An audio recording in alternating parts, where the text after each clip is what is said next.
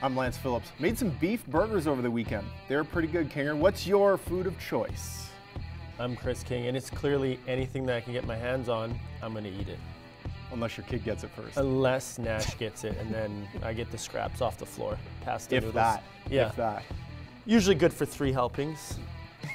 What are you putting on those burgers? Oh, buddy, I got HP in them. I got mustard in them. I got onions. I got garlic. I've got eggs. Is it like a secret recipe? You can't say how much. Oh no, I'm telling you right now. I'm telling you right now what it is. Right. Yeah. Lance Phillips, Chris King. We both eat burgers. Yes. We both like the gloves are off.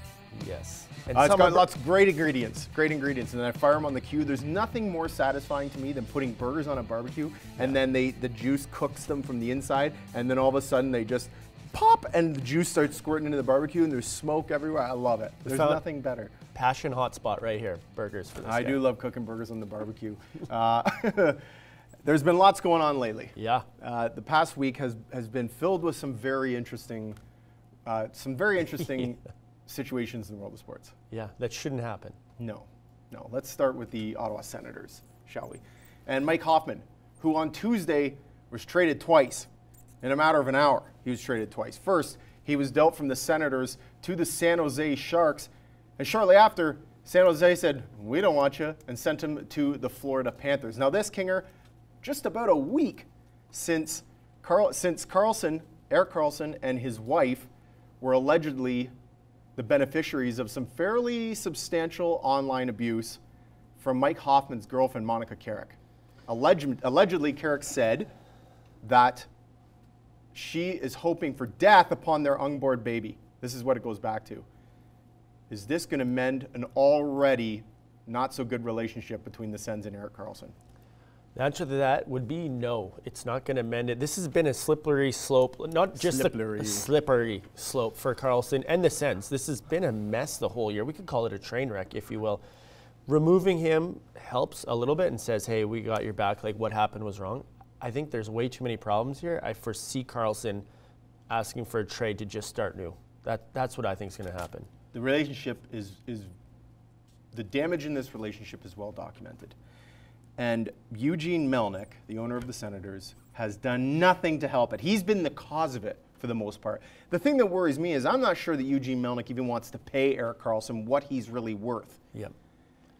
But as far as mending the relationship, it's a starting point. It's a starting point. You have to start somewhere. And by shipping Hoffman and his disaster of a fiance out of town, that can only help. It can't be bad. It can only help the situation. And from here, I think it's going to take someone like, Sens GM. It's going to take Dorian to go to Melnyk and say, look, we're trying to mend this. You need to keep your nose out of this business. Yeah, and then after that, the dressing room has to repair the rest of it, because ultimately, them making the right move is part one, and then the team coming together for him is part two. Right. The good news here is that now the Senators can focus all of their attention on Carlsson. They can focus it now. They got a horrible contract with Bobby Ryan. But at least right now, that's where their focus can lie. Instead of having to deal with this other business of the online abuse that's now gone, they can focus it on Carlsson, which would be good for them. The Canadian Football League kicked off last week. The first week, Lance, what surprised you the most from the teams? Couple of surprises in week one, Kinger. First, I'm going to start in Edmonton with CJ Gable. Okay. CJ Gable was non-existent in the Eskimos' 33-30 win over the Winnipeg Blue Bombers. That was surprising how absolutely atrocious he was. Mike Riley ran the ball twice more than Gable did and ran for 3 more yards than CJ Gable did. And CJ Gable is one of the best running backs in the league, maybe the best running back in the league. So that's shocking to me when you say running back. You're supposed to be good at running the ball. Right. And ultimately, if you're not pushing the ball up the field, then you can just sit on the pass all day. And he wasn't good on the receiving side either. He had 5 receptions for 3 yards. Like you can't have this. They're probably lucky they beat Winnipeg. Yes. The Eskimos are lucky that they beat the Bombers with that kind of a performance. But again, now it makes me think that, well, maybe that top spot for Mike Riley was warranted on the TSN top 50 CFL players. Right. What about you? What surprised you? You know what? I liked the Riders look good on both sides of the ball. I kind of talked about them before the season. Jefferson and Hughes kind of dominated the defensive line. They had lots of pressure. Right. And Toronto being a legit contender this year, and they were good last year, right? They should It looks like the Riders might have started on a good foot because usually they start slow. I'm not sure that game is so much of an exemplary display of how good the Riders' offense was, is how bad the Argos defense or the Argos offense was. That could be it. It was terrible. Now, one thing that's been an issue in Toronto for the last few years is offensive line has been suspect at times. They were exposed a little bit this past weekend. But look at Ricky Ray went 22 for 37 for 233 yards, 0 touchdowns, and threw an interception. After a career year in 2017, he starts off with this. Look at the Argos didn't. The Argos had 5 points until early in the fourth quarter. It's not going to win football games. You might win a hockey game. It won't win football games. No, never ever. That was my other surprise. Is just how bad the Argos offense was and how anemic Ricky Ray was. He was not good. Yeah, one led to the other. They were bad, and the Riders do look good. And I mean, the area we live in, you know, obviously the Riders are a big deal. So to see what they did in Week 1 is a great starting point. Can they keep that? Can they keep that going? If Zach Collaros can continue to play well, they're in good shape. Yeah. And I thought he was pretty good. The Montreal Canadiens and the Phoenix Coyotes have pulled off a trade. Alex Galchenyuk has been sent to the Coyotes, and coming back the other way, Max Domi, 2 players who haven't had the best season over the last couple of years. Kinger, who's the winner with this early trade? Who's the winner early on with this trade? Yeah, you know what? I think Arizona wins this trade. I like the fact I'm not sure you can say either team wins this trade. No, but everyone's banking on the upside. What's the upside? I think the upside of Domi is a little bit lower. You know that you have a 30-goal scorer in Galchenyuk. Yeah, but he hasn't scored. That was what, 4 seasons ago? That was. But he's when was that? 2 years 2015, ago. 2016. He scored 30 goals. Yeah. Since then, he's scored 17 and 19. Right. So he's still producing. He hasn't produced at that rate. Correct. Right. He's 24 years old, 2 years left in his contract. The flip side on that is Domi, after his first year, what did he have? 9 goals last year, right? He had 9 goals in a shortened season 2 seasons ago, and he had 9 last year. 4 of those were empty netters. So, right. Hey, the goals are goals. No, but he had a bad year last year, but his rookie year was great, 18 goals. And I believe that both these players are right on the cusp of being really great. And these trades, a lot of people can say, oh, this team won the trade or this team. And I'm at a draw here. Here's my take is this is a draw, and I don't think you can adequately assess who wins trades until at least a year to 2 years after the fact, and maybe even longer. What happens if Alex Galchenyuk scores 50 goals next year, and then some major injury occurs and he doesn't play for 3 more seasons? Yeah, and then you end up with a wash anyways, right? I think you hit it on the head. On paper, right now, you're just taking what they should be. We don't know what they're going to turn out as. Both of them right now have been a bit of a bust as of late. As of late. And over the course of the over the course of their NHL careers, they're both less than a point per game producers. Actually, they produce exactly the same amount, 0.61 goals, 0.61 points per game. That's what they produce. Yeah. So I feel like they're really even. I actually give the nudge here a little bit, if I'm going to Domi. I think Domi's a more tenacious player than Galchenyuk is. I think he has a bigger upside. He's a year younger. If Domi can get it on track in Montreal, it's going to be great for the Habs, and they need a player like Domi. I believe they need a tenacious player like Domi. They don't really have that yet. Plus, it's going to look really good for Domi if Carey Price and Shea Weber bring their game up. That's going to really help because that team's going to now start to win more games. It's going to really, it'll look good for having Domi. Yeah, you create a good culture. Yeah, for sure. But again, you can't judge the winner of these right away. It takes time and a long time to figure out which team got the better bet. Yeah. Barry Trots has resigned as head coach of the Washington Capitals after winning a Stanley Cup, which he said he went there just to win a Stanley Cup. Lance, is Barry Trotz now worth as much as the highest paid coaches in the game on the free agent market? Okay, I'm loaded up with stats here, Kinger. Give them to me. I'm loaded up. I'm not going to go through them all. I just want to go through a couple. So here's the league's highest paid coaches. Joe Quenneville makes $6 million. He's got 2 years left on his contract. Claude Julien makes $5 million. He's got 3 left. And Mike Babcock makes $6.25. He's got 5 seasons left on his contract. Yep. I'm not even going to touch on Claude Julien. I don't know what the hell the Canadians are doing. I don't know why he's being paid $5 million. That's not. Quenneville, he's coached for 21 seasons. He won the Cup 3 times. He's been out of the playoffs twice. He's had 19 winning seasons. Okay. Mike Babcock, coached for 15 seasons, missed the playoffs twice, won a Stanley Cup with Detroit in 07-08, and he's had 13 of his 15 years have been winning seasons. Barry Trotz has coached for 9 seasons. He missed the postseason 8 times. But 5 of those were with the Nashville Predators when they first came into the league. So like that, you can't really count that. He won a cup with Washington. He's had 13 winning seasons. Pay the man. Yes. He's worth the money. This makes me sick about owners who don't want to pay coaches what they're worth or players. Pay the guy. He just won you a Stanley Cup. Now you got to find a coach that can do it again. And I'm not sure you can. You know, and I guy. had a lot of those same stats down here on my sheet. When you compare him to like Babcock, it's very similar records. And the fact that Trots was, 15 years in Nashville? Like, you have to be really good in NHL or any professional sport to stay long term, because the message gets old on guys. So it tells you how good he is to stay there for that long. When Brent Peterson was the assistant coach for the Nashville Predators, I got to know him from emceeing charity golf tournaments he did in Canada. Right. I emceed his tournaments, and I got to know him. And he has nothing but good things to say about Barry Trotz. He says he's an incredible coach to be around. He's great with players, and it's evident. I mean, he took a Washington team that has been, perennial out in the second round team. He took them to the Stanley Cup and they won it. Yeah. I think it speaks volumes about the kind of coach that he is, and with what he did with Nashville over the time he was there. I mean, it can take a long time for expansion teams to be any good, and they were good what I would consider relatively quickly. Yeah. Now, if you're comparing to the Vegas Golden Knights, then no. Yeah, they different story. Relatively quickly. Phil Mickelson was not good at the U.S. Open. Saturday at Shinnecock Hills on the 13th green, Mickelson missed a putt for bogey, then trotted after the ball. I don't think he ran, King. I'm going to say trotted after the ball, and before it rolled down the slope on the green, he putted it back up towards the hole. He was assessed a 2-stroke penalty. But Kinger, does that penalty fit the crime of hitting the ball before it stops rolling? This is one of the weirder things I've seen. This reminded me of playing mini putt and you getting frustrated and smacking it. I think the crime does fit. First of all, who the hell gets frustrated playing mini putt? This guy. This guy does for sure. You're like Happy Gilmore. Yeah. The You're putter, gonna die, clown. The putter throw. You could tell he was so frustrated. And this is early in the round. This is hole 2, right? And no, it's 13th hole. Was it the 13th hole? Third round. Sorry, yeah. And regardless, the ball's rolling. He comes up and whacks it. It looks like a little kid throwing spats. And as he said, I was going to shoot the same shot over and miss it.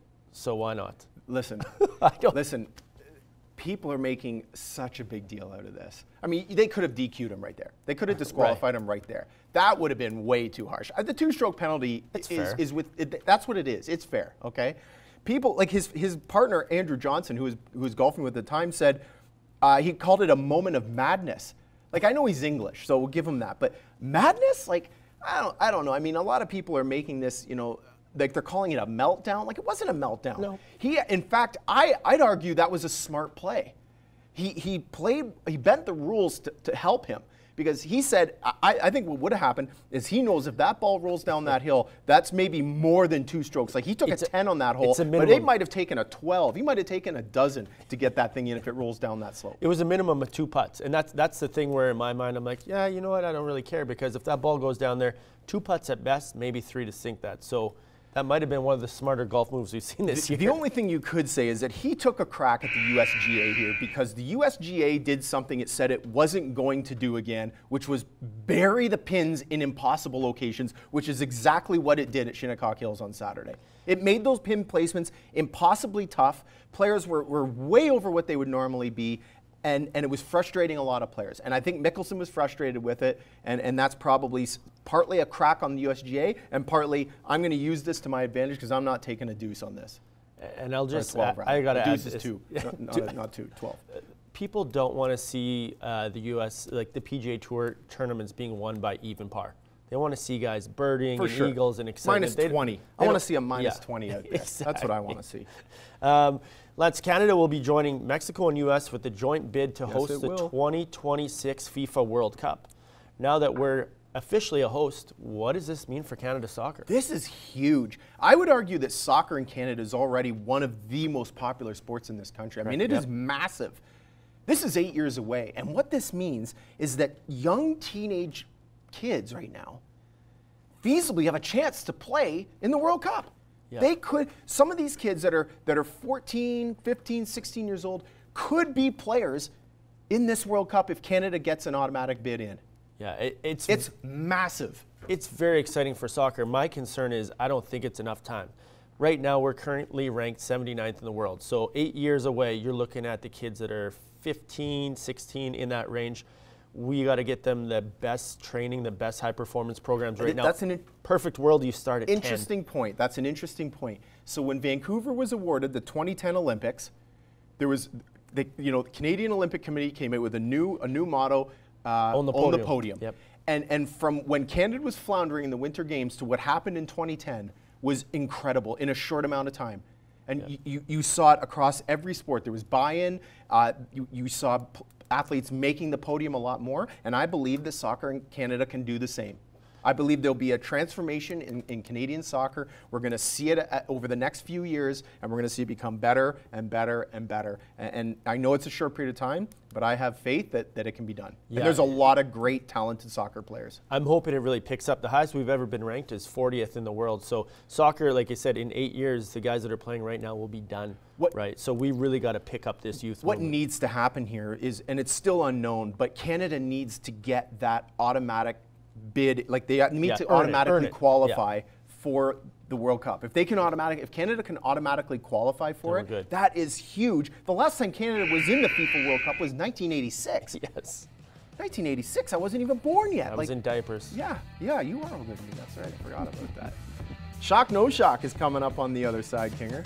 Oh, what do we got here? I got some shocking stuff for you, buddy.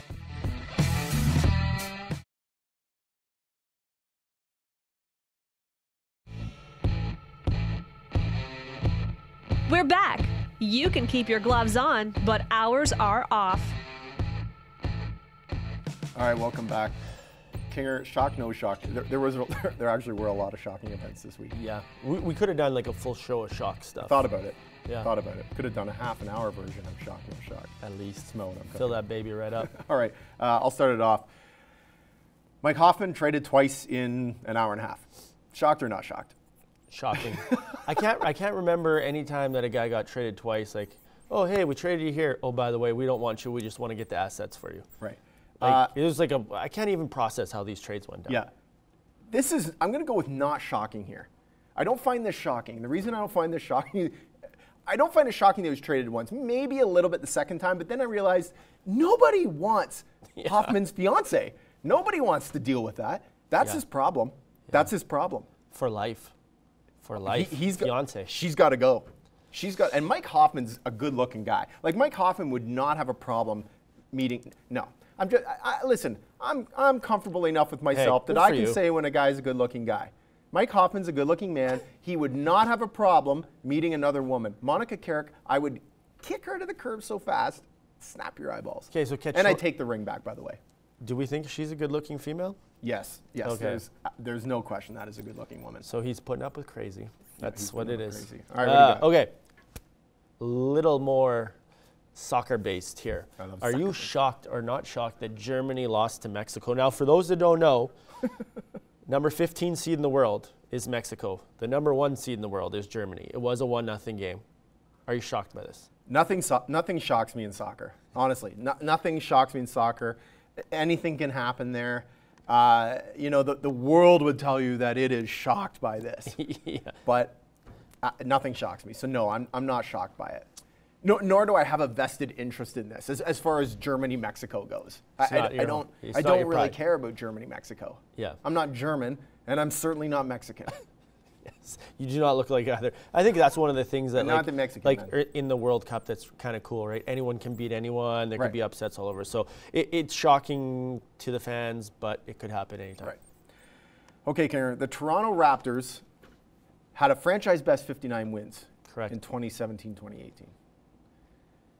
They're trying to trade up apparently to get a higher pick in the draft, and reports are coming out that any player on the Raptors roster is available for trade if they can trade up to get higher. Are you shocked or not shocked to find out any players available on the Raptors roster? I'm shocked for the fact that they're making an awesome move. That would be awesome if they traded up. Who are they trading? Lowry or DeRozan? Or anybody's available. Apparently, anybody's available. I don't know how high, but this draft is like 4 guys, and then there's a bunch of there's a bunch of good pros. So the reports are coming out the Raptors want to trade up to get at least in the top 3 picks. Oh my goodness! So you're trading Lowry, DeRozan, I'll take it.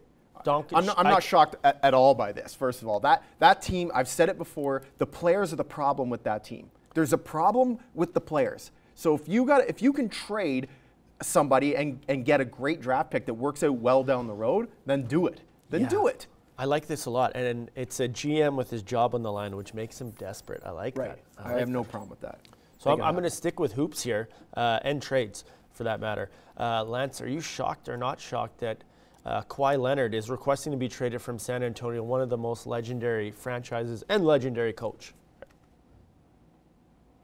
No, I'm not shocked. Really? I don't know this. This is purely speculation. I speculate that Greg Popovich is hard to play for. My guess is he's very, very difficult to play for. Yeah. I'm not surprised by this. This is a team that really doesn't have any sign of being great like they were once before. They're still really good, yeah, despite having 40-year-olds on their not what they were. And yeah, that's the other thing. They got a bunch of old men on their team. Yes, they need some youth in their lineup, and I think this is part of. I am shocked because I thought Kawhi would be the next Duncan, and I think it's part of. He doesn't want to be the number 1 star. I think he's more of a number 2 star, and he wants to ride someone's coattails like LeBron. That's fine. Look what it did for Phil Kessel. Look what it did for Phil Kessel. Yes. He was the guy in Toronto. He leaves to go to Pittsburgh to not be the guy, and he's the guy in Pittsburgh. Like he's got a cup. He's done really well there, and I think the same could work for Kawhi. I definitely do. Terrell Owens, who's 44, another old man, recently ran a 4:44 40-yard dash. Are you shocked? Let me first put that into perspective for you, Kinger. If he was in the 2018 NFL Combine, he would have placed 5th amongst wide receivers. Are you shocked or not shocked? He can still run like that. I'm not shocked by Ocho Cinco doing this. Nothing shocks me with that guy. He's Ocho Cinco is Chad Johnson. Sorry. I'm sure he can run fast too, though. Well, they're both kind of the same in terms of nut jobs, but regardless, he's Ocho Mouthpiece. He's Terrell Owens. Yes, Ocho Mouthpiece. That's an awesome miss. Regardless, no one ever doubted his talent. He was one of the most talented, if not the most talented in his generation, but he never really put it all together, and he was always a head case off the field. He was always a head case. Are you shocked by it? I wasn't shocked at the time initially, but then when I compared it against the NFL Combine, I thought, holy crap, he's running faster than a lot of these guys are, and he's twice their age. He could be juicing too. That's entirely possible. We're not starting that rumor, though, are we? We are not. We definitely aren't. All right. I'm coming back to the Toronto Blue Jays, who just swept the Washington Nationals. Lance, are we shocked or not shocked that they swept the Washington Nationals? I believe we're shocked if the Blue Jays can sweep any team right now. That's a pretty good ball club they just beat. Yeah, for sure it's a great ball club. Yeah. You don't know day to day what you're going to get out of the Toronto Blue Jays anymore. You have no idea. One day they could be an absolute dumpster fire, and the next they could play like world-class baseball team, like a World Series winning baseball team. You don't know what you're going to get. Yeah, it's totally shocking that they swept the Nationals. Yeah. Well, and it's almost shocking. You can make the case that it's shocking that they got swept by Tampa Bay. Yep. Just before that. On the rebuild, yeah. They played really good ball, low-scoring games, so gave them a chance. You got one more? Yeah, I'm going to bang it one more. Entering Tuesday, the Houston Astros are on a 12-game win streak. I believe they're 22 games above 500. Are you shocked? I'm shocked that they're that good this early. Let me add one more for you. In that is that Seattle's 20 games above 500. Way more shocked at that. It's unbelievable. Way more shocked. I was shocked at the 12-game win streak, but I'm more shocked at Seattle being where they are. There's a lot of shocking stuff. That's for sure. The AL owns all the best records in the majors right now. Yes. All the best records in the majors are coming out of the AL.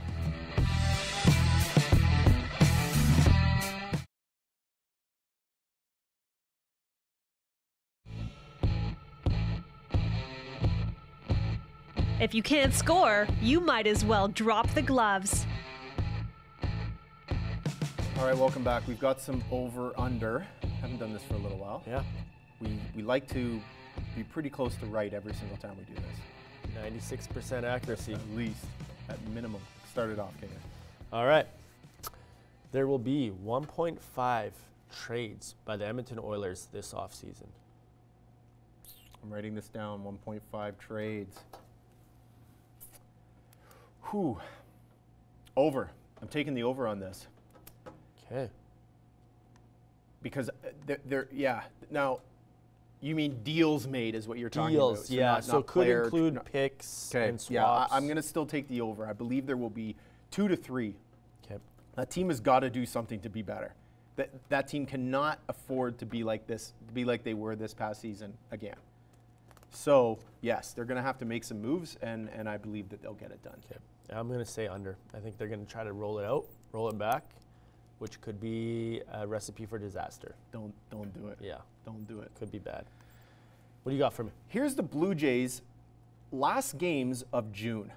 11 games in June. They've got 2 versus Atlanta, 4 at the Anaheim Angels, 3 at the Houston Astros, and 2 at home versus the Tigers to finish off their month. The Blue Jays will win 5.5 of those 11 games. I'm going to go under on that. I'm going to say Blue Jays entering play Tuesday were 1 game above 500. I'm going to say they're going to win 4 games. They're going to win 4? Yeah. To put it on the bean, yeah, 4 games. I'm going to take the over. I think the Jays can win 6 of these. 6 or 7, actually. Yeah, I believe the Jays can win 6 or 7. Look at the only team that's going to that I see that's really a bit of an issue here are the Houston Astros. But if the Houston Astros 12-game win streak ends suddenly, the Blue Jays could be picking them up when they're on the downslope. Could be good for them. catching them off. Could be good for them. I know you're just skipping over the Braves on purpose here. No, because I know that they can beat the Braves 2 straight. You know they can beat the Braves. Okay. How have they done so far against Atlanta? Well, they haven't played. It's 4-game series. Braves are probably going to. I'm It's coming up. I'm thinking of Washington. Sorry. It's Pardon coming me. up. It's Pardon coming me. up. All right. Okay, so staying with the Blue Jays. I never hear a Razor voice like that. Just hitting my buttons today. Okay, J. Happ has 25.5 days left as a Toronto Blue Jay. Whoa. That's an under for sure. J. Happ has less than 25 days left as a Blue Jay. Yeah, no way. He doesn't last that long.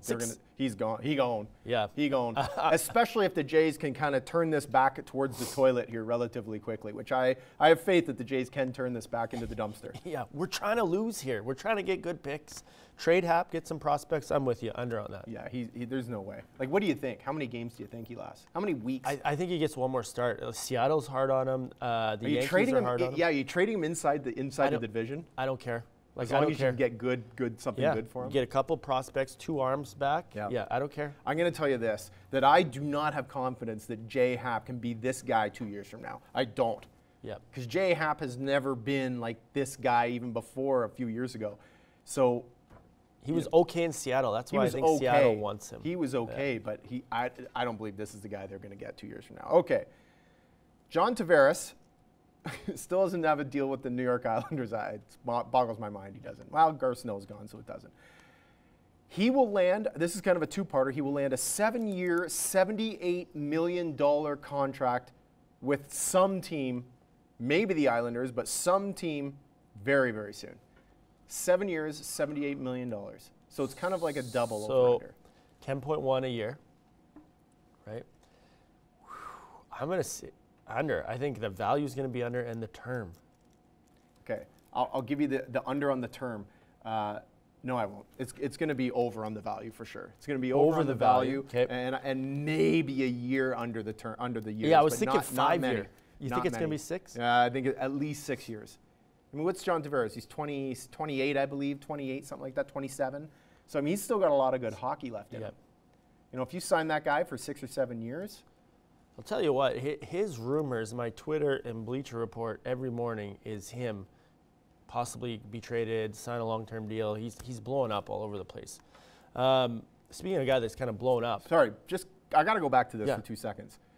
Do you see him ending up a Maple Leaf? Because if he ends up a Maple Leaf, that contract, mind you, I don't even know if the Leafs can afford to do that. But if they could, would you rather have him? If you're a Maple Leafs, brass, would you rather have him or Austin Matthews? Him. I'd rather have Austin Matthews for sure. I think he does more all around. Okay. We digress. The Mets, Jacob deGrom, has a 1.51 ERA, leading the majors. In 15 starts, he has just 5 wins because his team is terrible. Lance, over/under, he's going to finish with 10.5 wins on the year and parlay that into while still leading the league in ERA. There's no way that this guy cannot end up with 10 wins on the season or 11 wins. Mind you. He's clicking at it right now. He's going to start 28. His team at one point, I think over like a 5-game stretch, weren't even producing a run a game. Yeah, his starts are like 0.5. I'd be so mad. Anyways, He's going to end up with at least 11 wins. There's no way he doesn't. I mean, that's ridiculous. Okay, well, I'm saying under. I'm saying he's going to get 10 and still win the Cy Young while getting 10 wins and posting a 1.51. Could you imagine that? What an insult to everybody else who's won the Cy Young. Just reading through the line, ERA. But this goes to the point that wins on a pitcher's record really means next to nothing. Because there's way more at play than just that, right? Yeah. Mind you, for any pitching stat, there's more at play than just the pitcher, right? Yes, so, correct. I mean, but wins especially. Like, Jacob deGrom, nobody can hit the guy, and he's not getting wins because his team can't score any runs. Terrible. Yeah. They're bad. All right. What do you got for me? I'm going over to Hamilton here, Kinger. Going back to the Hamilton Tiger Cats. Jeremiah Masoli was not great in his week 1 start.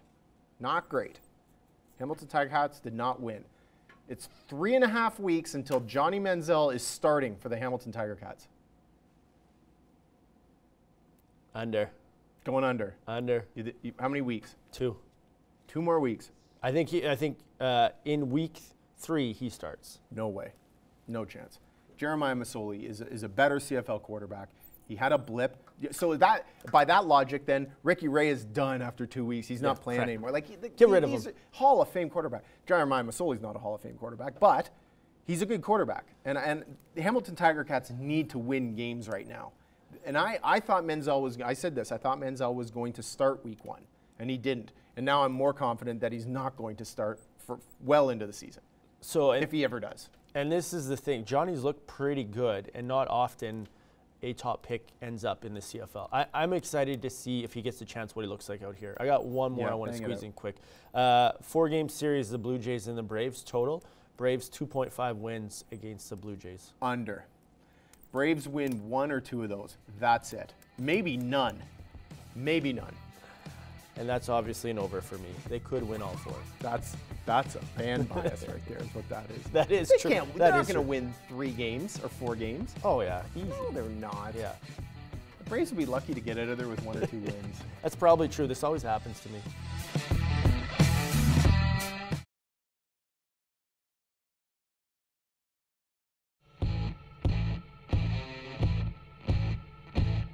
We're back, and the gloves are still off. Albert joins us. How much are you a soccer fan? I'm not a hardcore soccer fan. I'm getting more exposed to soccer. Have you been watching the World Cup? I've been watching a little bit when I can catch pieces here and there. Might have watched it at work. Full disclosure. Fired. Yeah. Yep. Fired. It's side computer. It was on a side computer. Is it me or you starting today? I believe you are. I believe I am too. Yeah.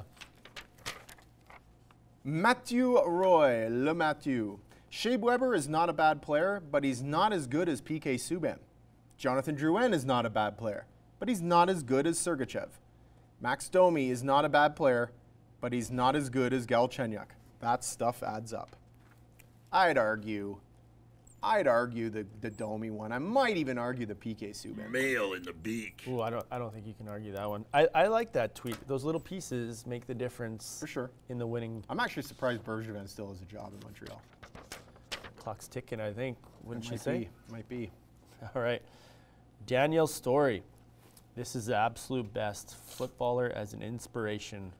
Ronaldo here makes a couple kids' days. I know. Look at them. Like they're just like, oh my God! I can't believe it. He smiled at me. He looked in my eyes. He looked in my They're eyes. telling all their friends. He looked in my eyes. You've got mail. Paul Bromby. So I believe we've had tweets from Paul Bromby on before. He's a producer at Sportsnet. At Paul Bromby. This is not a chirp in any way, but man, I like my chances against Mark Bergevin in Monopoly. And it's 100% true, right? Like, that's a guy I want to play Monopoly against. It's a nice little dig right there. That's a big dig right there. Hey, there's mail. All right. Lit Mantis. Seriously, though. Like, look at that toss. That's incredible. Unbelievable. Like, this is when wrestling was awesome. That's incredible. There's no... Do you think they practiced it and it went like that? No way. That is the most casual. Wrestling at that point, like wrestling now, I can't tolerate. Like I can't.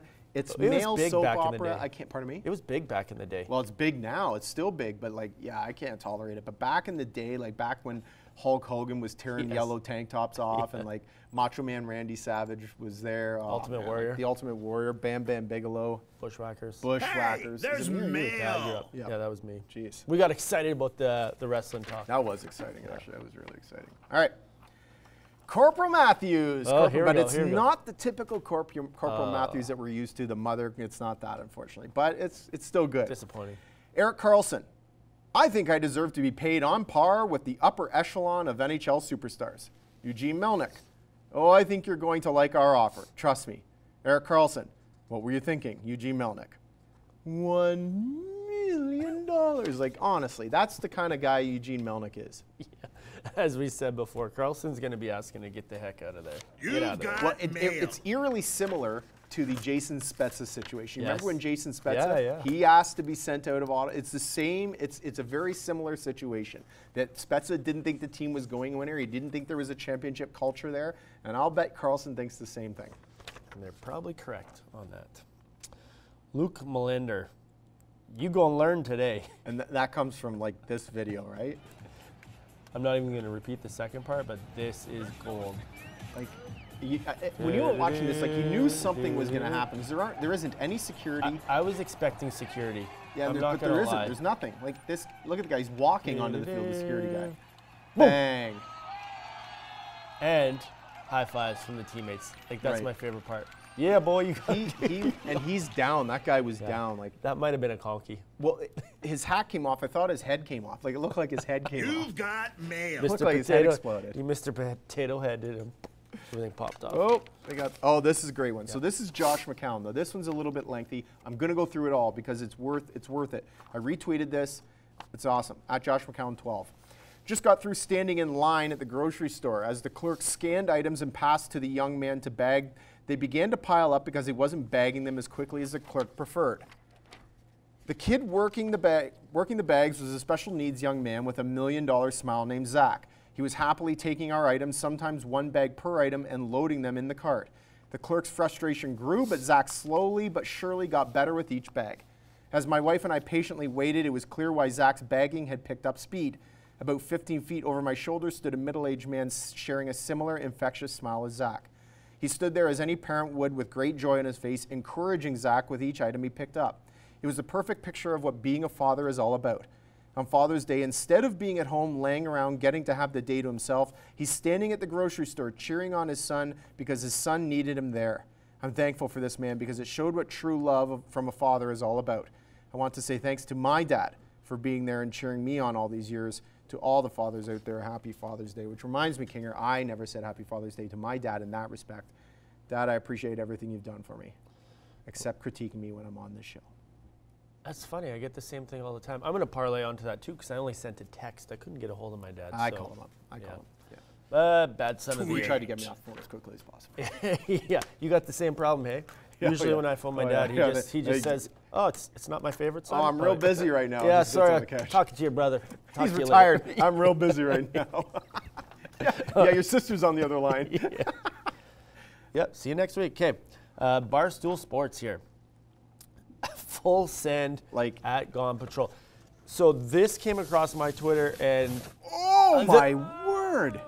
the thing about this is how quick his legs are moving.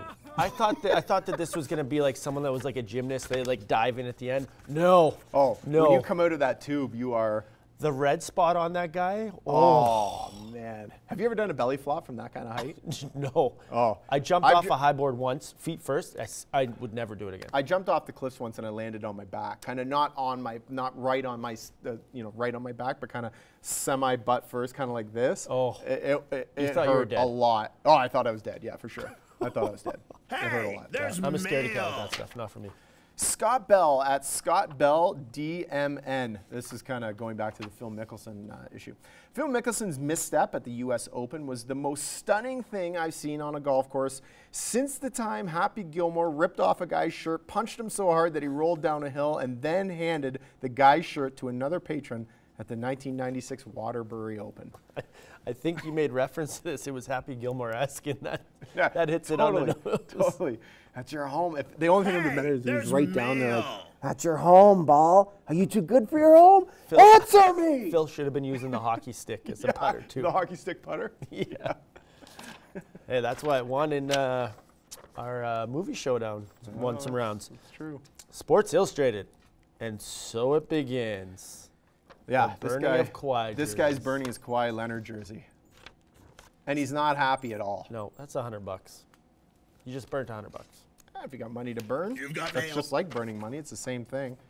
All right, so we are big fans of The Onion. This is The Onion Sports Network, so the sports arm of The Onion. Lionel Messi pissed after forgetting to wear Fitbit during last game, and you see the picture of him there. That one's okay funny. He's really upset that he didn't get his steps in. That's Yeah. Don't worry, you got your steps in. Yeah, you're not scoring know. any goals either. Yeah. Score some goals, Messi. Stop worrying about the Fitbit and start Yeah. scoring goals. Do your job.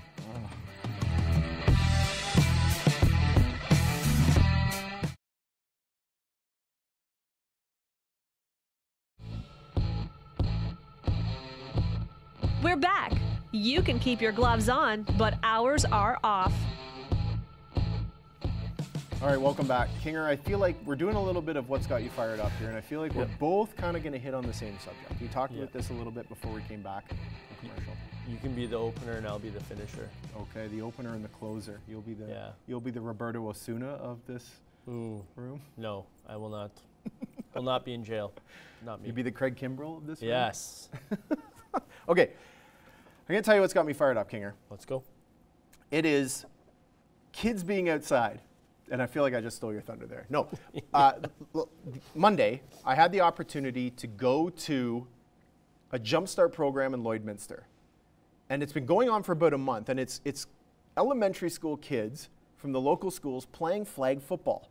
And on Monday was the culmination of about a month's worth of practicing. And it was a tournament for all these kids to be a part of.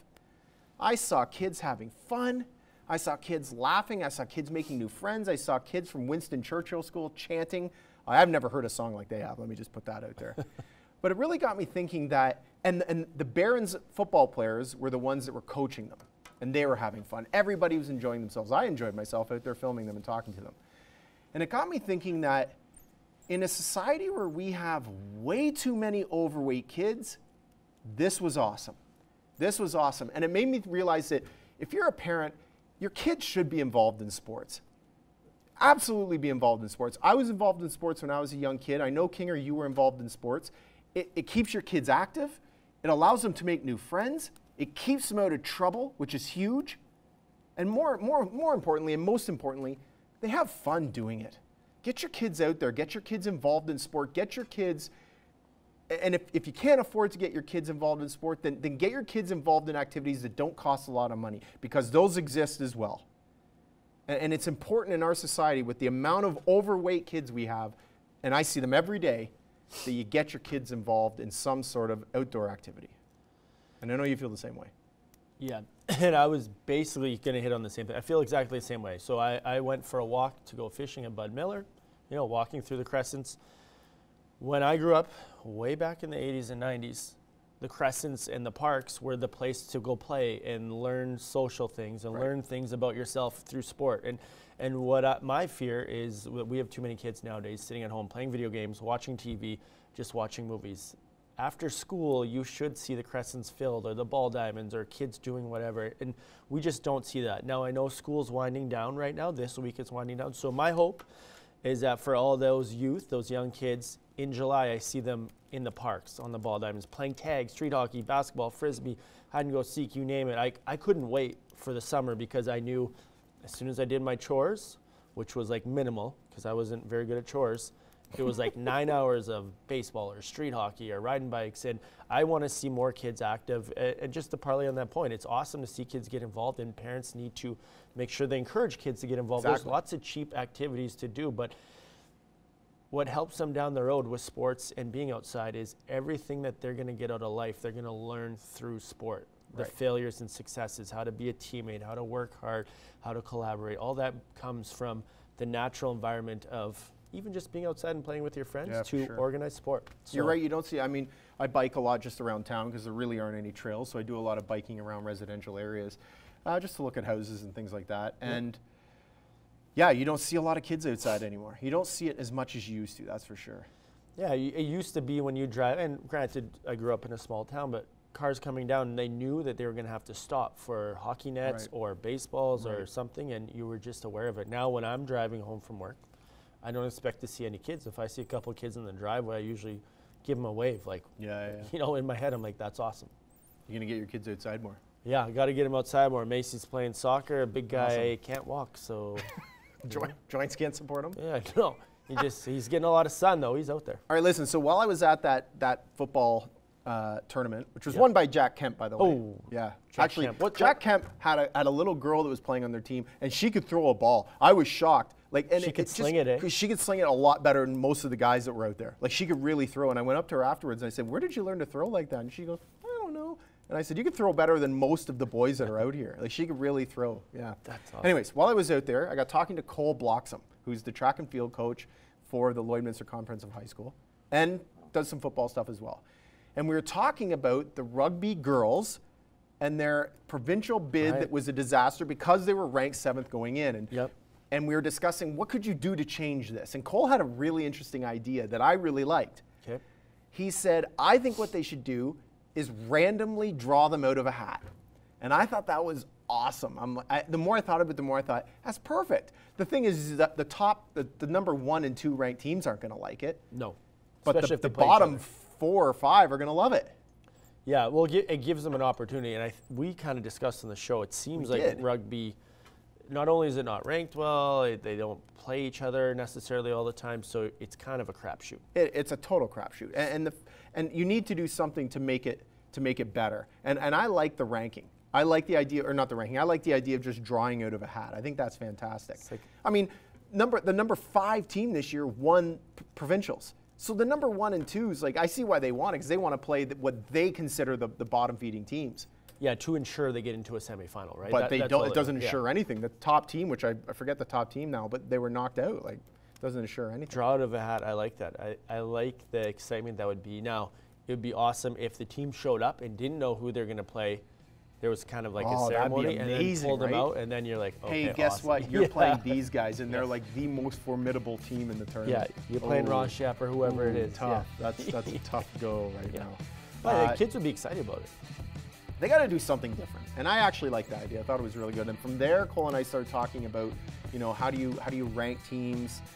We talked about college football rankings. Yep. Oh, it was great. It was great. Very enlightening conversation. Always a discussion piece, the ranking systems in any sport. Yeah, it's always as a we hot see. topic. Thanks for watching. We'll catch you in a week.